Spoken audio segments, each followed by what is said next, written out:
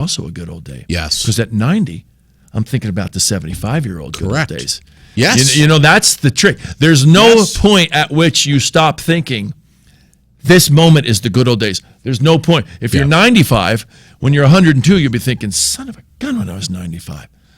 That was great. What gets in my soul is not just the cigars and listening to all of you burp and pass gas in this beautiful environment inside this gorgeous timber frame barn, but also the slip and fall on the way back up. Did you fall? Up the road? Did you fall? Coming down on the elbow, and then but while I'm laying there in the cold snow, with the elbow that's swelling by the second, hearing the laughter that's coming out of the barn with the green cupola, looking back at the snowfall and thinking, Russ, why the fuck didn't you sand the driveway? What were my last words to you? That's Christmas to me, buddy. Yes, I understand. Why walk you out that door? What are my last words to you? Be careful. Rocking up the thing. Now, Nick, did you get that line of from the song? Yeah, I did. What does it imply? It says, say what's in this drink, and then there's no cabs to be had out there. Okay. Oh. Say what's in this drink. So it's playful. Yeah. There's no intimation that. Have you heard the new politically correct? Drugging. Say what's in this drink. Oh, we're having fun. Okay. Have you heard the new politically correct I don't want to version hear of the song? Not because I'm against political correctness, boy. I'd like to sit on that on a hot day. Jeez, I'm crow. Now there's a good old day right there. I want to hear. I want to hear a Christmas story, something that you remember from either your childhood or maybe even more recent. Something that's. Tell us a Christmas story about Russ. What was it, Mom, Dad? What do you remember? Was there a great story right around Christmas time? Well, not any specific point story, but the overall, when I was in my single year, we were in Philadelphia, moved up here when I was 7. And one thing my parents did my sister's 5 years older than me, they did not decorate anything at Christmas time until Christmas Eve when we were in bed. So picture this, everybody, modern people. We would live December 10th, 11th, 12th, 13th, 15th, 18th. Go to the Christmas pageant, go to this, go Christmas shopping. Nothing really up in the house. You go to bed, you're 6-year-old Rusty DeWees with the whole fantasy of Santa. You go to bed. You wake up Christmas morning. You come down. The whole place is Christmas times 10. So Lily, seeing Elf on the Shelf, I could only imagine that going from nothing to Christmas morning, Santa came and did everything. Wow. It was mind-altering to the point that I still feel fantastical feel around Christmas. A little tingling sensation? No, there was nothing till Christmas morning, man. Then we do the Christmas presents, and Dad had a train set, big gauge Lionel train set, 2 different types, an old black locomotive and a modern 1940s. And he would have a big sheet of plywood, and then we'd go down in the basement. This is Philadelphia. And Santa came and put the trains up. It was like crazy, man. So Dad, that's kind of like one specific story, but that was up until I was probably like 10. That nothing was up in the house. Sounds what people would be like, that's crazy. Yeah. No, because you know what? There's a line in the Waltons, The Homecoming, where one of the little kids, they're in the barn milking the cow, and somebody says something about, we got to do this for Christmas. And I think Jason goes, well, it's not Christmas yet. And it was Christmas Eve. Don't do it. It's not Christmas yet. You know what I mean? Obviously, the way out starting of all this stuff is because life is going faster and we want to be able to enjoy ourselves more, but it's also about the financial part of it. My dad built me a... Tell me that. Well, he built me a huge... The lights. Train. Well, he built me a train set, similar to what you're describing. It was a piece of 4x8 plywood, which is big. And it had a 2x4 frame on it, and the trees and the mountains and the train tunnel that it would go through, and the little villages and all the houses, and everything lit up. There were lights everywhere, electric train and the whistle and everything. Yeah. And he had it rigged up on pulleys Had to bust through the ceiling above my bed and tap into the ceiling joist. And when you were done playing with it, you'd pull all the ropes, Mom, Dad, brother. Oh, that's me, crazy. That's cool. And we'd pull the ropes, and the whole train set would come up and go right up flush against the ceiling. Yeah, that's great. Good thing the ropes didn't snap. DCF would be calling. Well, I remember DCF. Well, I remember the black locomotive one. It would actually smoke, and it was done by a pill. He would put it was this little pill, You're kidding. and he'd put the pill in. And poof, poof, poof, poof. Wow. Yeah, and those trains I still have them. I go when Dad died. He did a big train set when he was in his 80s, big, huge, a lot of plywood things. He painted mountains on the cinder block foundation. No, it was a concrete wall foundation. Anyway, the trains still work, and I set them up and everything. You ever think about throwing them up on eBay? No, I wouldn't sell those trains. No, No. I would not sell those trains. Yeah. We had a huge Christmas tree in the front yard. It was probably, 50 feet. It was huge. Dad would get out there and push the extension ladder to the max, and he'd get up on that tree, and he would rig up. And that was back in the days when they had the big bulbs, the huge ones. Put off heat. And they'd put off heat, and he'd wrap that tree. It would take him hours, and he'd get, I don't know how many lights, but he would do the whole tree. I mean, it'd take him 4 or 5 hours, get the whole tree done. And he was an electrician, so, he'd kind of run it off and, make sure that it wasn't tripping breakers and turn the tree on. It was magnificent every year. One year, Dad started noticing that some of the bulbs towards the bottom of the tree were missing.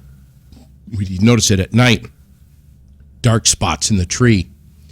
So he was really bothered by that. And I remember him saying, I got to find out what's going on. The bulbs are missing. Then he started noticing broken bulbs in the street right out in front of our house. So he sat up one night in the dark with you remember the ranch houses with the big picture window in the front. Yeah. And he'd sit there in his couch in the dark, just staring out in the front yard. And he'd sit there for hours. And he finally found out who it was. A neighborhood kid, punk ass, was coming down the road and would come up to the tree, look around a little bit, and he'd come up and he'd unscrew the bulbs, and then he'd break them in the road. And of course, there was gas in those bulbs, so they pop. Yeah, they pop a little bit. For, yeah. They just had nothing else better to do. Yeah. So my dad said, "Got to catch this kid. I don't know what to do about it." I said, "Dad, I was probably, maybe 17 or 18 years old. I said, Dad, just call the cops." No, not going to call the cops. We got to do something better than that.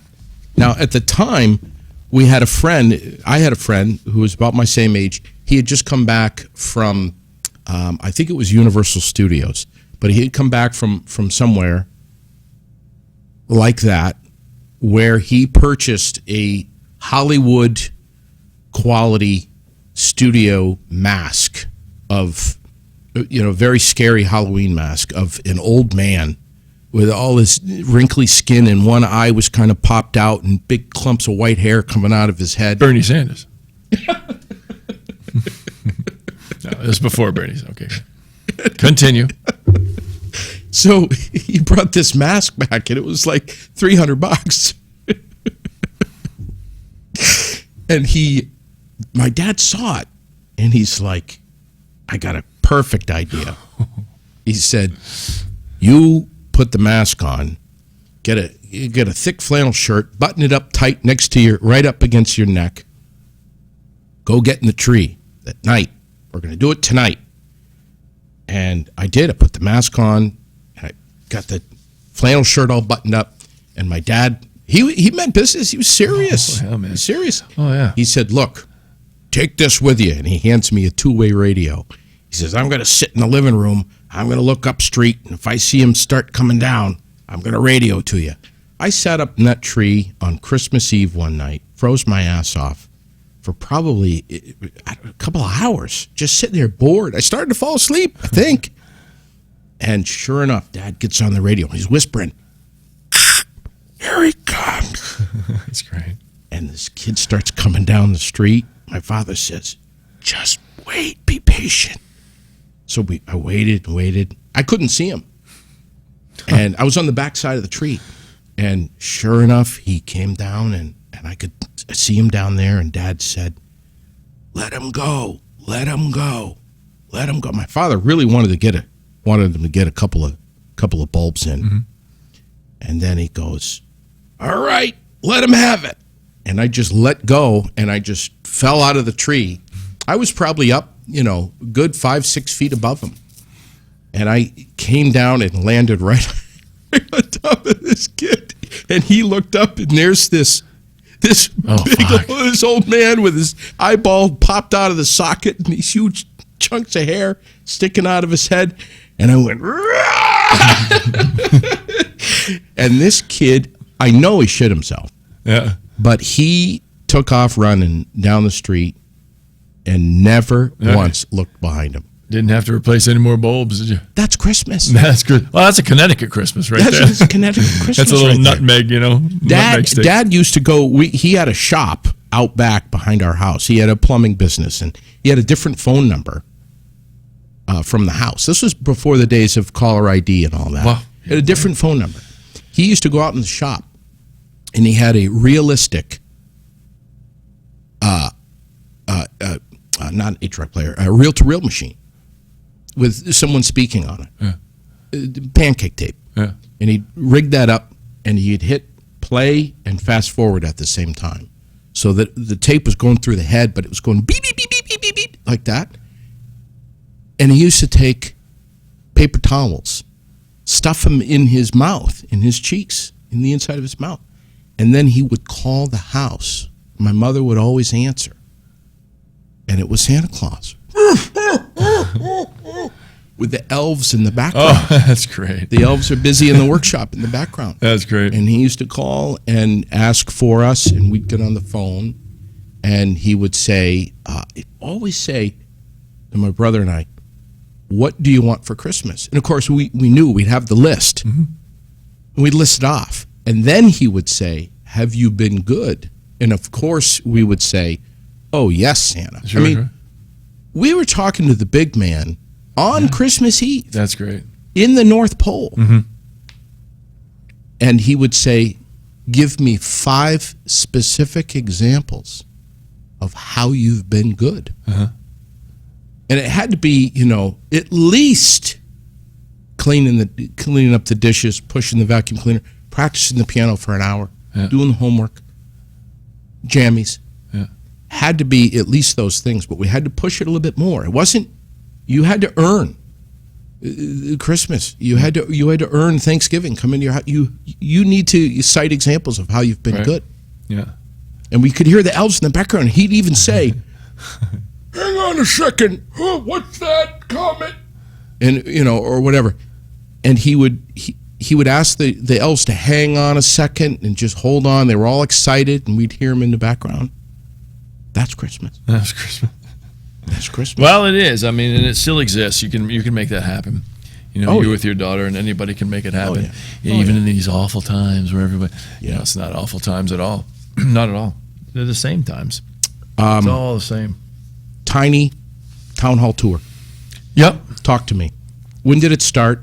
And it's still going on. Yeah, last spring I did Milton, and it was the Milton Grange, North Hero Town Hall, and Richmond Library.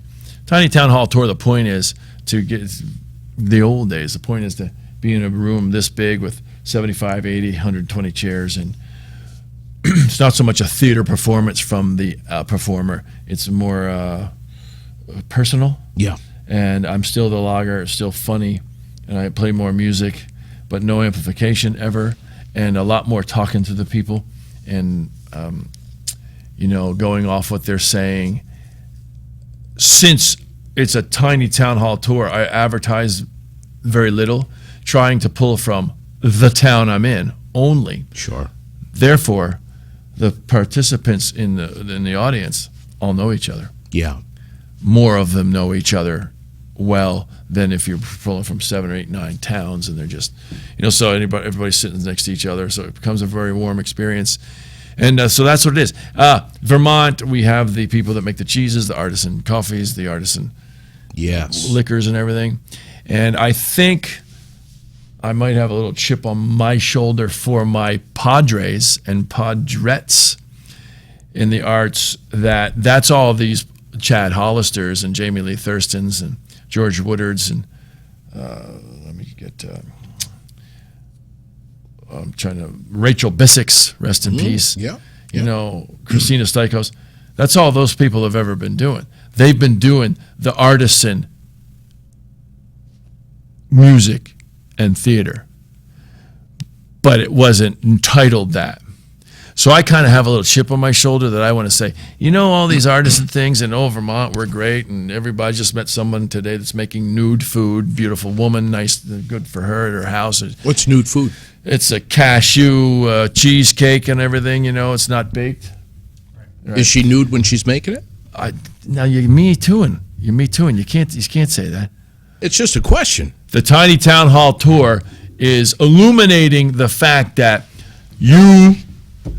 you know, the radio stations, the little girl that does a little dance recital the little guy that does a dance recital at the town hall, those people are boutique, home to theater, not farm to table, creators.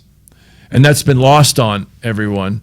I don't care. It doesn't matter. But it's kind of, it would be nice for someone to step up in the media, in the TV, to say, hey, you know, these cheese people are great and they're big and everything. But when you go to the play, that's all those people are. There's these little artisans singing. They've been practicing at home, and they bring that to the thing, and in a small way. The Tiny Town Hall Tour is that. You know what I mean? I'm just right there, and it's just, I just thought of it in my barn. Did you know that? I came here today, and now it's funny. So I'm trying to illuminate that a little bit. That's a backstory. Not a backstory. That's just a small little bit of it. And Patrick Ross, I mean, wow. He comes along with on the bigger ones. Like I did Tiny Town Hall Tour. I did the Chandler, which is not a tiny town hall, but Patrick comes to the larger one. He was up in Canaan. We were up in Canaan, which is where Patrick Ross grew up. And he and I, we have a Benoit Electric. Yeah. We're doing their Christmas party tomorrow night. I'm doing another one tomorrow, two tomorrow. And then up in Craftsbury, for you folks that are listening, at 6 o'clock Saturday, Craftsbury at the Craftsbury Academy. Yeah.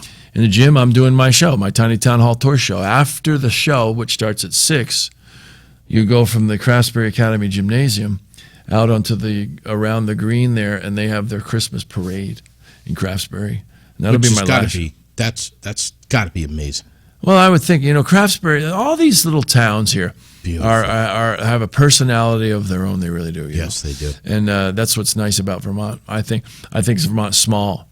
That's the key difference. So how do we find out where you're going next? How much are tickets and all that good stuff? Well, the schedule will be up towards the end of December. I'm in the process of booking. I just nailed down today. Tunbridge Town Hall is February 8th.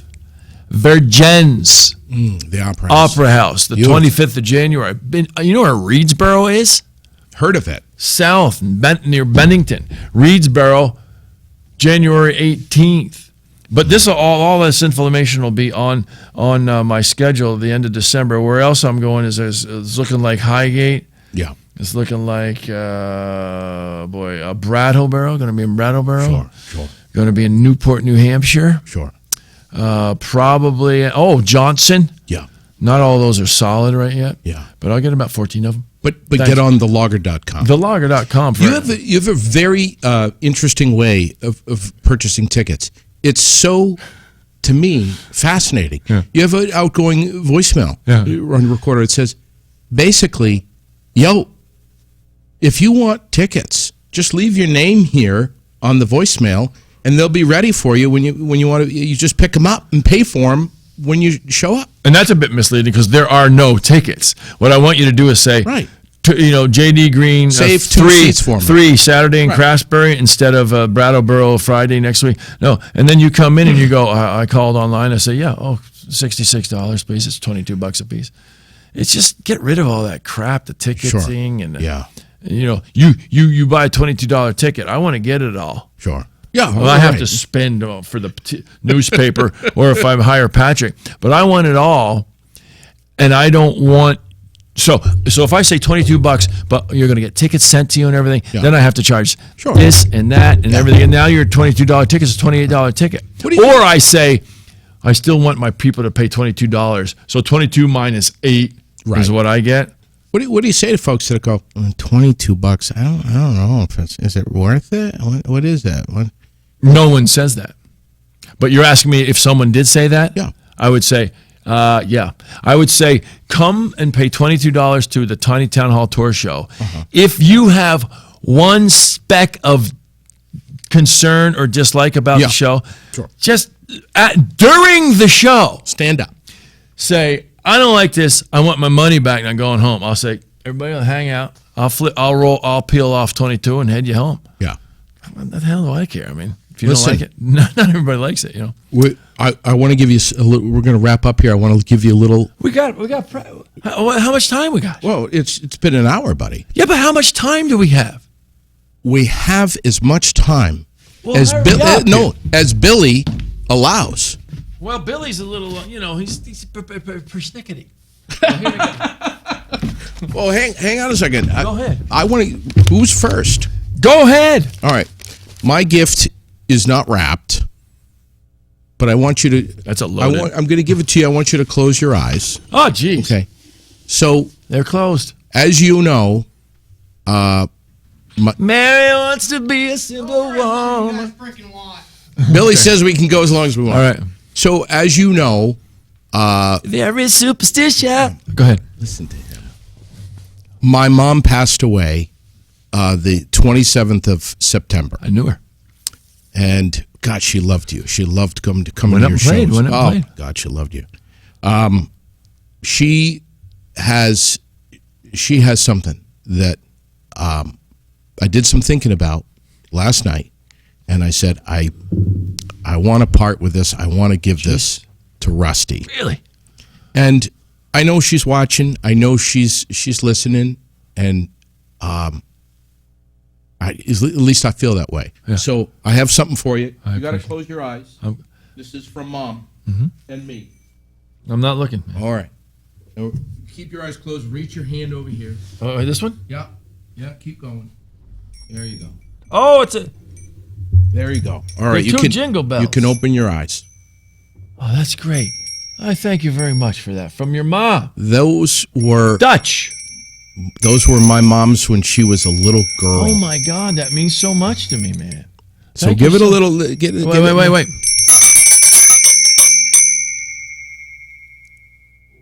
Listen to those. You sure you're giving this to me? I sure I am. appreciate that, man. Those are so beautiful. I saw those. I was looking at the bells, and I said, "Those are the ones I want to give to Rusty." I appreciate it, man. I remember sitting there at the Stowe Town Hall and laughing. Oh, yeah. They're in. And, God, she had such a great time that night. Well, thank you very much, and they're beautifully. They're brass. So now you can say you've got brass bells. That's great, man. All right, thank you. All right, you're up. This is for the. No, wait a minute. This is for Billy and Marissa. What? Yeah, because I just met them. This is for Lily. Oh, you're kidding me. Now, look at that. It comes apart. What? You can do that right now. All right? It's an ornament. Bring it apart. And what's in there is for her, and she'll like that. It says to Lily on that tag. You saw that, right? No. Yeah. I'm looking now. To Lily from Rusty. To Lily from Rusty. Yeah. And you don't have to wrap it because, it's nice, and then she'll open it up. How does this open? Just pull it.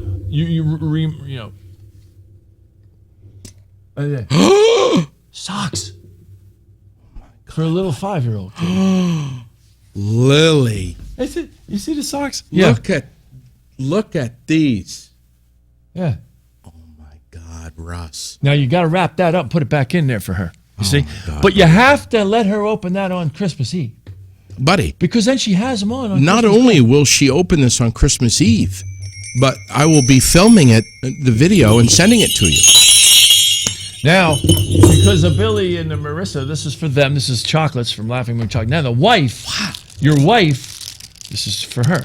Oh, right. She will. Does she like a candy cane? Laughing Moon. Does she like a candy cane? Oh, yes, she does. When you I see her Yeah.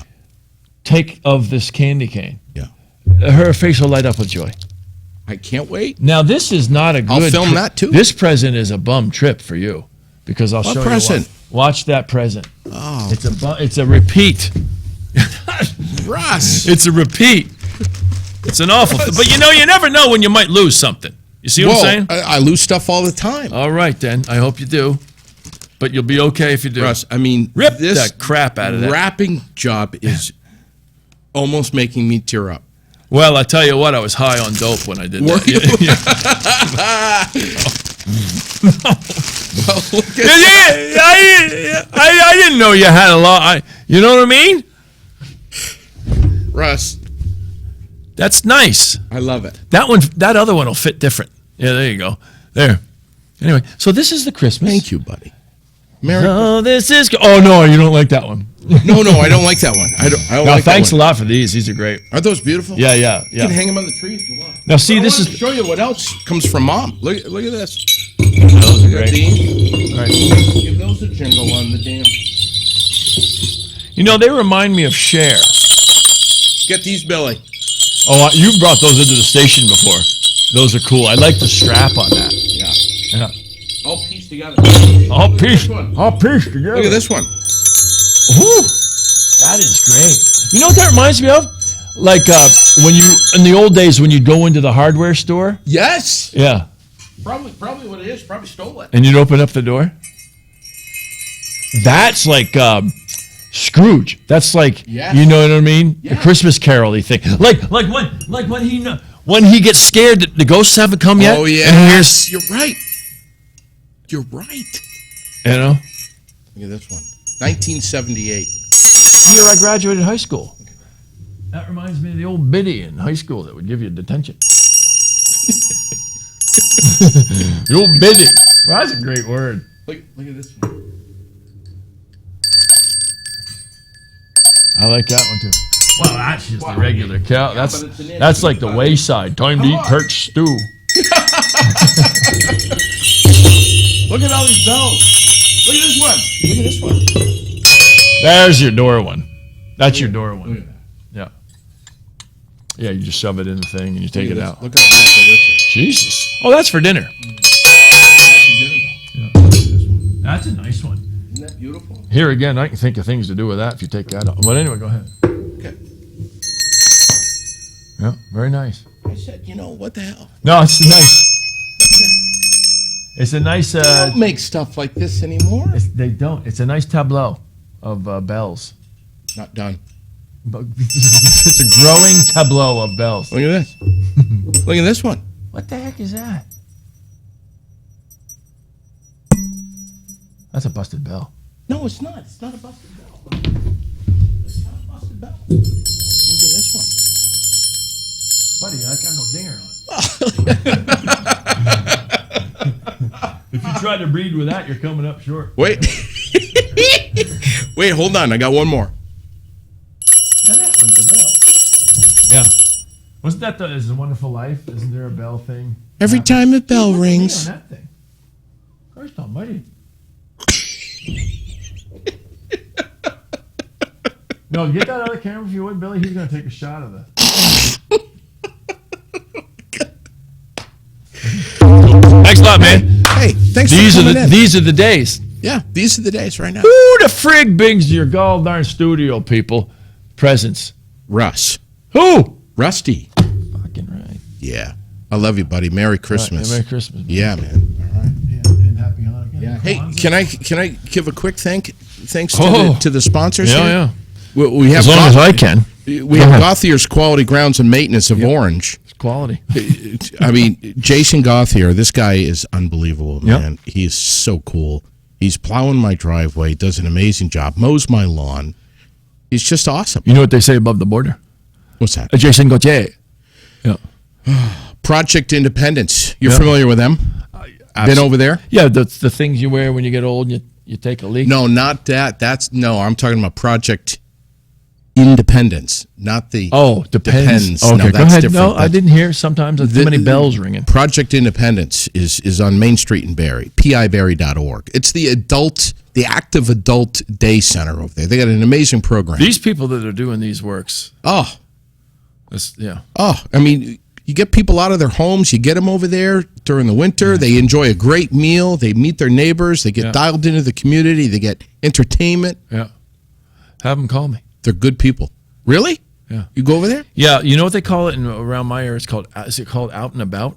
I don't know. Yeah, they take the older timers out and they bring them up to this place. There's a lot of moving parts over Project there. Independence, Out and About. Yeah. They work their tails off, all of them. They really do. It's all part of Gifford. So. Oh, yeah, Gifford down Randolph. What do you think of this table? Fontaine Forestry and Millworks of East Montpelier, just below Bragg Farm, Route 14. You know Mark Fontaine? I think I do. Bragg Farm, I know where that is down there. Yeah, Mark Fontaine Sawmill, just below that. Yeah. Stop in there. They got the miser saw over there. It's unbelievable. And he had a band back in the 30s. He did? Yeah, the Mark Fontaine Orchestra.